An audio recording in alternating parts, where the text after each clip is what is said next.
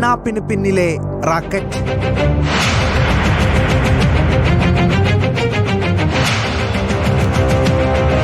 കാസർകോട്ടെ തട്ടിക്കൊണ്ടുപോകൽ കേസ് നിർണായക വഴിത്തിരിവിൽ. പിടിയിലായ കാസർഗോഡ് സ്വദേശികൾ കോടിക്കണക്കിന് രൂപയുടെ വ്യാജ നോട്ടുകൾ നിർമ്മിച്ചെന്നാണ് പോലീസിന്റെ കണ്ടെത്തൽ. ആന്ധ്രാപ്രദേശ് കേന്ദ്രീകരിച്ചും പോലീസ് അന്വേഷണം ആരംഭിച്ചു.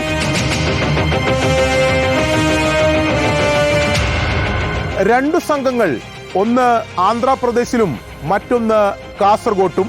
ആന്ധ്രാ സംഘം പറയുന്നതനുസരിച്ച് നിരോധിത നോട്ടുകൾ ആന്ധ്രയിൽ എത്തിച്ചു നൽകിയാൽ RBI ഏജന്റുമാർ മുഖേന ആ പണം മാറി നൽകാമെന്നാണ് വാഗ്ദാനം. അതായത് 2 കോടി രൂപയുടെ നിരോധിത നോട്ടുകൾ എത്തിച്ചാൽ 1 കോടി രൂപ യഥാർത്ഥ കറൻസി എത്തിക്കുന്നവർക്ക് നൽകുമെന്ന് ആന്ധ്രാ സംഘം വാഗ്ദാനം നൽകുന്നു.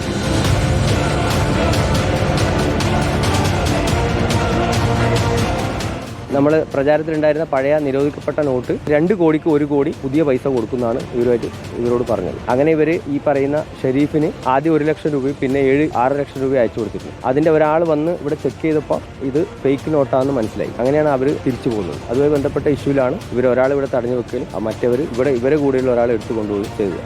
നിരോധിത നോട്ടുകൾ ആന്ധ്രാപ്രദേശിൽ എത്തിച്ചു നൽകാമെന്നായിരുന്നു കാസർകോട്ടെ സംഘം ഉറപ്പു നൽകിയത്.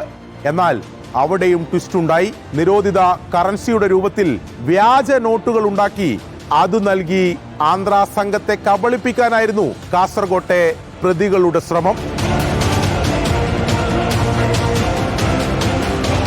തട്ടിപ്പ് തിരിച്ചറിഞ്ഞതോടെയാണ് ആന്ധ്രയിലുള്ള സംഘം കാസർകോട്ടെത്തി ഇവിടുത്തെ സംഘത്തിലെ ഒരാളെ തട്ടിക്കൊണ്ടുപോയത്. അതിൽ പോലീസ് നടത്തിയ അന്വേഷണത്തിലാണ് ഇത്രത്തോളം നിർണായകമായിട്ടുള്ള വഴിത്തിരിവുണ്ടാക്കുന്ന വിവരങ്ങൾ ലഭിച്ചത്.